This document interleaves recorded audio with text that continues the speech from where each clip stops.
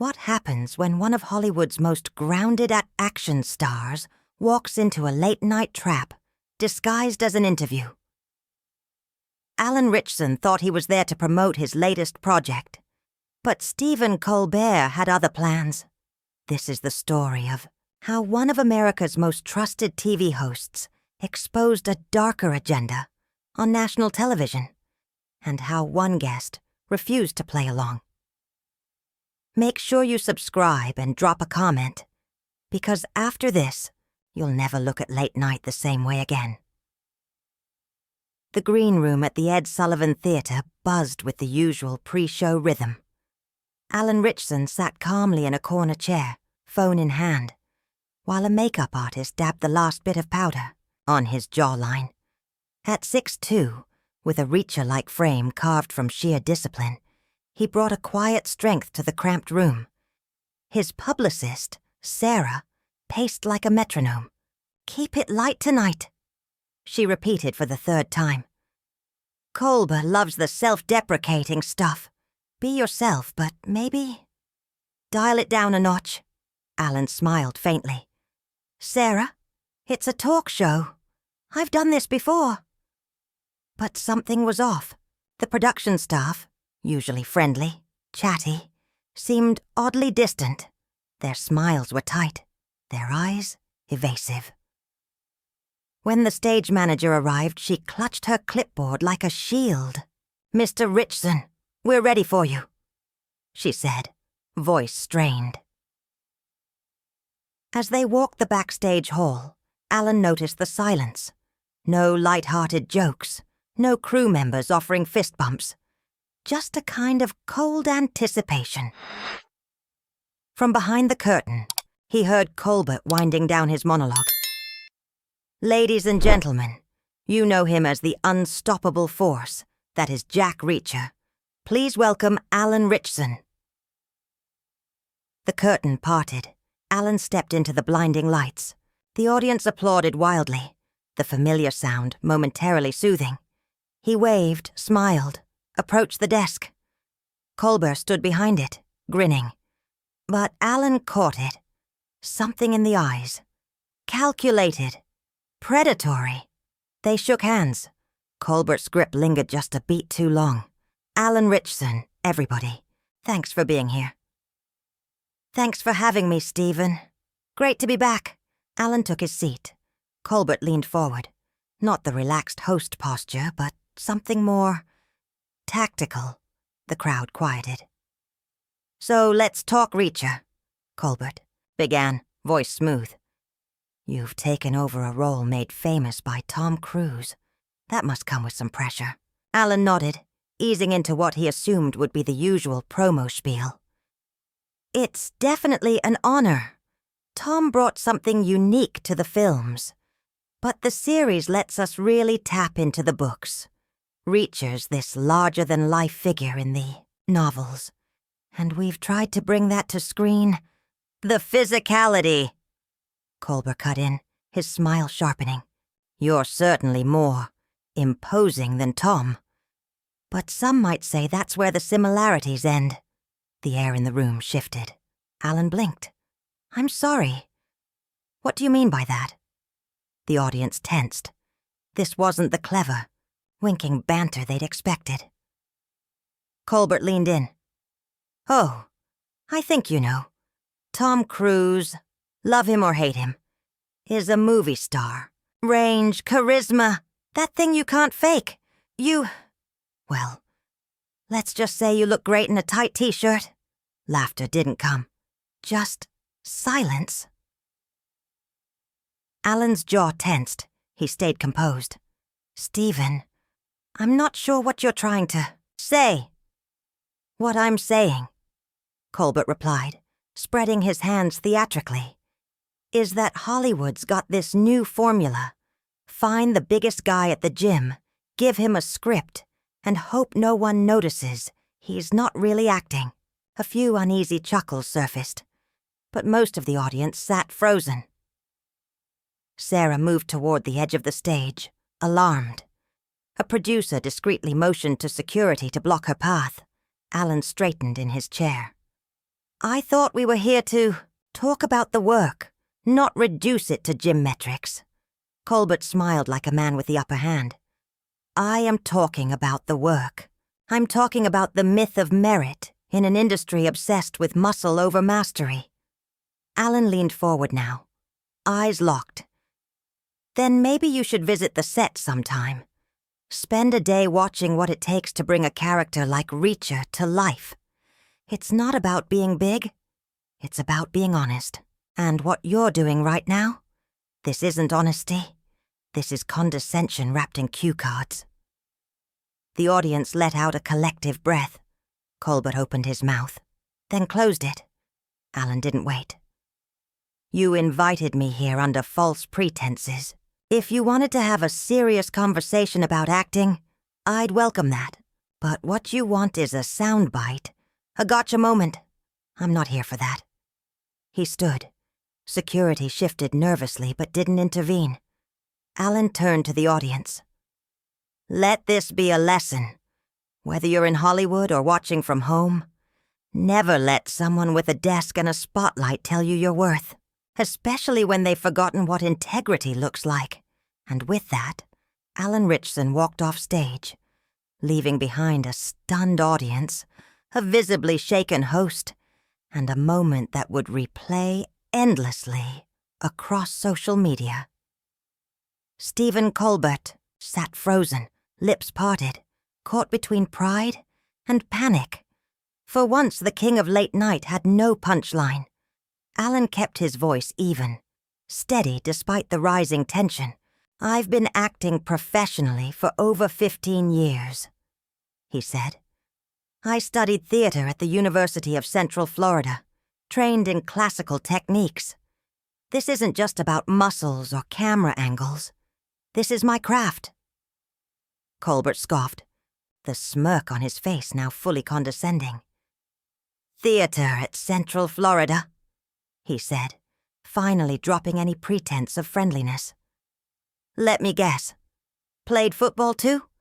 The classic meathead pipeline. Sports to stardom. Because hey, how hard can acting be, right? Alan's fingers tightened around the arms of his chair.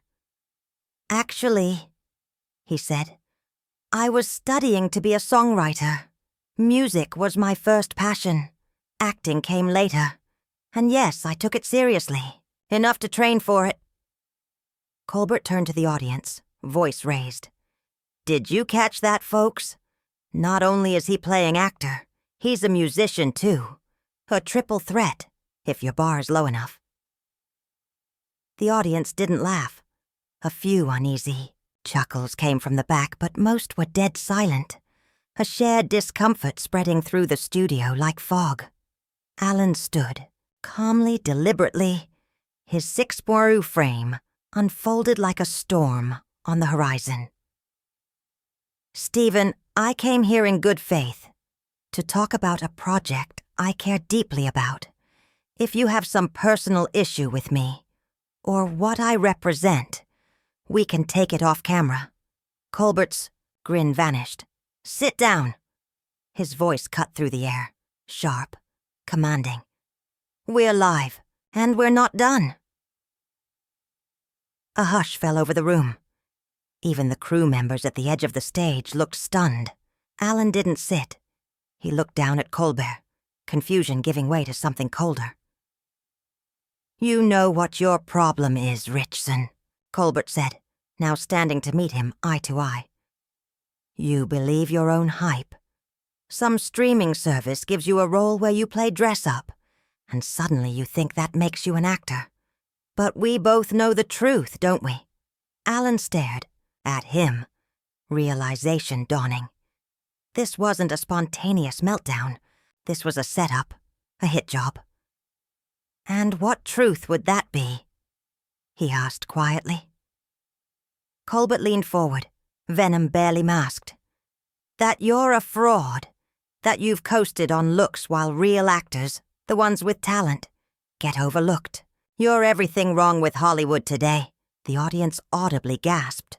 Several people in the front row shifted uncomfortably. A few looked toward the exits. Alan took a slow breath. The kind that comes from years of training. For both, the stage and the battlefield of life. "Stephen," he said, his voice low but unwavering. "I don't know what's driving this, but you're out of line. I've never pretended to be anything other than who I am. I've worked hard, studied the craft, and I treat people with dignity. Something you're clearly struggling with tonight." Colbert let out a bitter laugh. "Dignity! You want to talk dignity? What about the actors who paid their dues? Off-Broadway, indie films, bit parts for decades. Just to lose roles to guys like you because you can bench press your body weight." Alan's composure cracked, just slightly. "Guys like me?" he repeated. "You mean guys who worked construction to pay for acting classes? Who spent years doing walk-ons and commercials, waiting for a break that might never come? That's my story, Stephen." He paused, his eyes narrowing. "What's yours?" The studio went still. Colbert's face turned crimson. For the first time in the segment, he looked like he didn't have a line ready. Alan's words echoed through. The silent studio. The weight of them, undeniable. "My story," Colbert finally said, but the fire in his voice had faded. "I've been in this business for 30 years. Alan didn't flinch. "Then act like it. I've earned every opportunity I've had," Alan said, his tone firm but composed. "Through talent, hard work, and intelligence, not because I won the genetic lottery for muscle mass." 30 years, Alan repeated slowly, nodding, almost as if in admiration. Then his eyes narrowed. "And in all that time, have you ever actually acted, Stephen? I mean really acted? Or have you just played a slightly snarkier version of yourself on television?" The studio fell into a suffocating silence. You could hear the hum of the air conditioning. Colbert opened his mouth, then shut it again, a fish gasping for air. Alan pressed forward. "Here's what I think's really going on tonight. You're bitter. You've spent so long behind that desk, mocking other people's work that you've forgotten what it takes to create something, to be vulnerable in front of a camera, to risk failure. I put myself on the line every time I act." Colbert's voice rose. "I put myself out there every single night. I've built an empire of comedy and political commentary. I've influenced elections. I've shaped public discourse. While hiding behind a character," Alan cut in, now energized. "Even after you dropped the Colbert Report bit, you never stopped performing. You still play the wise liberal, the moral compass, the voice of reason. But tonight, we're seeing the real you, and it's not impressive." Audience members were now whispering audibly, some glancing toward the exits. This wasn't an interview anymore. It was an unraveling. Colbert's face contorted with rage. "You don't know anything about me. You're a pretty face reading lines written by someone else. I create. I matter." Alan let out a quiet, genuine laugh. "You matter?" he echoed. "Stephen, you're a late-night host. You tell jokes and interview. Celebrities! That's not exactly curing cancer." The line hit like a slap. Colbert's face went from flushed red to a dangerous purple. "How dare you?" he hissed. "Do you have any idea what I've accomplished? The respect I command?" Alan didn't blink. "Clearly not enough to keep this interview professional," he said coldly. "Right now you're acting like a child throwing a tantrum because someone took your toy." "My toy?" Colbert was nearly shouting. "Now, entertainment isn't a toy. It's a responsibility. People look to me for guidance, for truth, for ego gratification." Alan finished for him. "That's what this is really about, isn't it? Your ego. You can't stand that. Someone like me, someone you see as beneath you, has succeeded. And it's threatening your carefully constructed sense of superiority, the murmurs in the audience swelled. This was no longer late-night banter. It was a televised implosion. Threatens me? Colbert laughed bitterly. You think you threaten me? You're nothing. You're a placeholder until Hollywood finds the next muscular action figure to put on screen. Alan tilted his head, calm and razor-sharp. And you're a middle-aged comedian who peaked 20 years ago. The difference? I'm still climbing. You're clinging to relevance. The words hit Colbert like a punch. He stood frozen for a beat, then shouted, voice cracking, "Get him out! Of here! Now! Off my stage!" Security, who had been loitering at the edge of the set, began moving forward hesitantly. Alan raised a hand. "Don't worry," he said, his voice cutting through the chaos with controlled clarity. "I have no interest in staying where I'm not welcome." He turned to Colbert one last time, presence towering over the moment.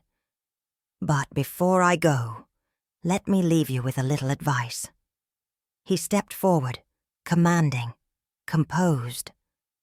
"Next time you plan an ambush, make sure you're ready for your guest to fight back, because everything that just happened tonight, it says a hell of a lot more about your character than it does about mine." Colbert was shaking now, his entire facade crumbling. "You have no idea what you've just done." He spat. "No idea who you're dealing with." Alan straightened his jacket, cool as ever. "Actually, I think I've got a pretty clear picture." He leaned in just slightly. "You're someone who's let his power go to his head. Someone who forgot that respect has to be earned, not demanded." The security guards hesitated. Alan wasn't yelling. He wasn't threatening. He was just standing his ground. Calm. Resolute. "This is my show!" Colbert screamed, cracking completely. "My network, my rules, my house. You don't come in here and disrespect me." Alan slowly looked around. At the stunned audience, the uneasy crew, the baffled guards. Then finally, he looked back at Colbert and held his gaze. "And this," he said, voice quiet but powerful, "is why your house is crumbling." Colbert was still, trembling behind his desk, his knuckles white against the polished wood. "Your house?" Alan said quietly, but his voice carried across the studio like a crack of thunder. "Stephen, this isn't your house. It's a television studio, owned by a network, funded by advertisers, watched by millions of people who expect to be entertained, not to watch their host unravel on live TV." "Don't lecture me about television!" Colbert shrieked, his voice cracking. "I was doing this before you even knew what a camera was." Alan didn't flinch. "And it shows," he replied coldly. "Because someone with real experience would know this. What you're doing right now is career suicide." That one landed hard. Colbert's face drained of color as the reality started to set in. This wasn't just a heated exchange.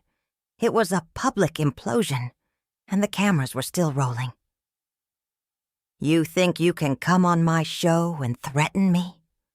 Colbert whispered, his mic still hot, the whole world listening. "I haven't threatened you once," Alan said evenly. "I've just responded with honesty. And if you find the truth threatening, Stephen, that says a hell of a lot more about you than it does about me." One of the security guards, an older man with the calm of someone who'd seen it all, stepped forward. "Sir," he said gently, "we're going to need you to come with us." Alan nodded, respectful. "Of course. You're just doing your job." He turned back to Colbert one last time.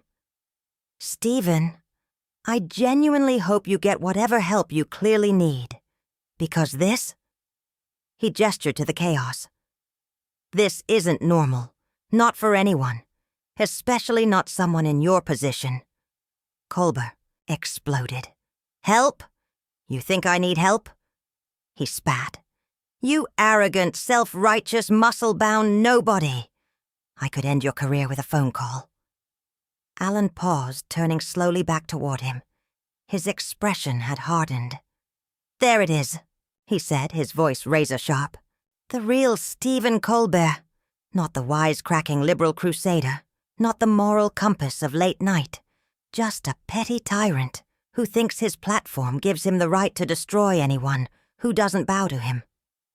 Silence, not just quiet, absolute stillness. Even the audience had stopped breathing. Phones were up everywhere, recording, capturing the fall. That's exactly what I'll do, Colbert snarled, oblivious. I'll make sure everyone in this town knows what kind of person you really are. And what kind of person is that, Stephen? Alan asked, curious now.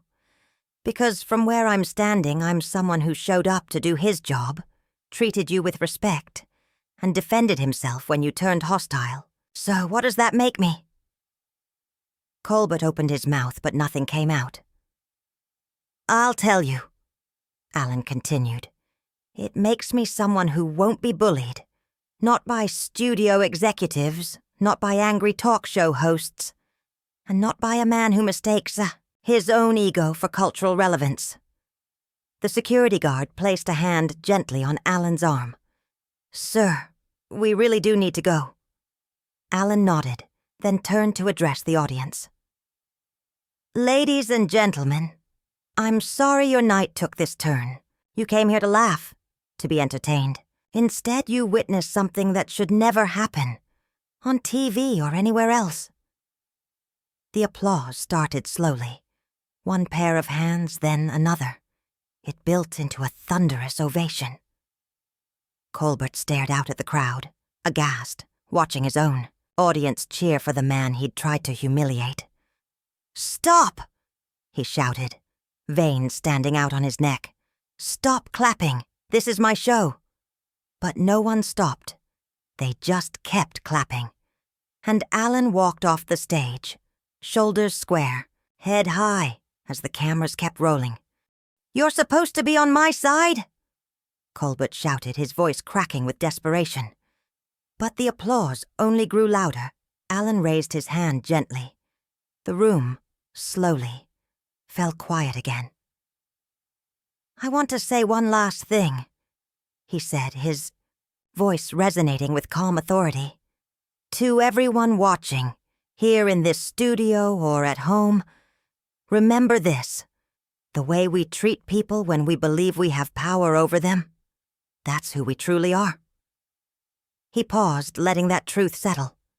Tonight, you've seen who Stephen Colbert really is when the cameras are rolling, and he thinks there won't be consequences. Get him out! Colbert screamed, unhinged now. Get him out of here. Right now. Security moved to escort Alan toward the exit. Colbert's voice echoed behind him, shrill and incoherent. But what stood out most wasn't the shouting, it was the sound of the audience. They were standing and clapping. As Alan walked off stage, he felt the weight of that moment, the applause of people who had just watched a man maintain his dignity while chaos erupted around him. Just before he disappeared, behind the curtain, Alan turned back. Colbert stood frozen behind his desk, disheveled, wild-eyed, a man staring at the wreckage of everything he had built. Stephen! Alan called out, his voice slicing through the tension. I hope you find whatever it is you're looking for, because this... He gestured around the studio. This isn't it. And with that, he was gone. The stage was left in chaos. The audience buzzed with stunned conversation. Production assistants darted across the set, whispering into headsets. And Colbert stood alone behind his desk, the reality of what had just happened beginning to crash down on him. Backstage, the atmosphere had completely changed. Where earlier, there had been indifference or avoidance, crew members now nodded respectfully as Alan passed. Some offered quick, quiet acknowledgments. A few even clapped softly. His publicist, Sarah, was waiting in the green room, eyes wide with shock. "Alan, are you okay? What the hell just happened out there?" He exhaled heavily, sinking into the same chair where he'd prepped for what was supposed to be a routine late-night spot. "I don't know," he said. "I've never experienced anything like that. Ever." Meanwhile, back on stage, Colbert was floundering. He tried to retake the reins of his show. But something had shifted, something permanent. The audience could feel it. They'd witnessed a moment that couldn't be edited, spun, or laughed away. A mask had slipped, and beneath it was something raw, something real, something ugly. Colbert turned to the camera, voice shaking. "Well, folks," he began, forcing a smile. "That was, unexpected. We're going to take a quick commercial break, and we'll be right back." But as the lights dimmed and the cameras cut, everyone in that studio knew the truth. There would be no coming back from what they'd just seen. Stephen Colbert hadn't just lost control of an interview. He'd revealed himself, and no amount of spin could put that genie back in the bottle. Alan Ritchson, meanwhile, had walked out not as a guest, but as a man defined by grace under fire. The question wasn't what this moment would do to his career. It was whether Colbert's reputation could survive being seen, truly seen, by the very people he'd taken for granted. What did you think of Stephen Colbert's behavior during this live meltdown? Drop a comment below, and don't forget to subscribe for more stories that reveal the truth behind Hollywood's most explosive moments.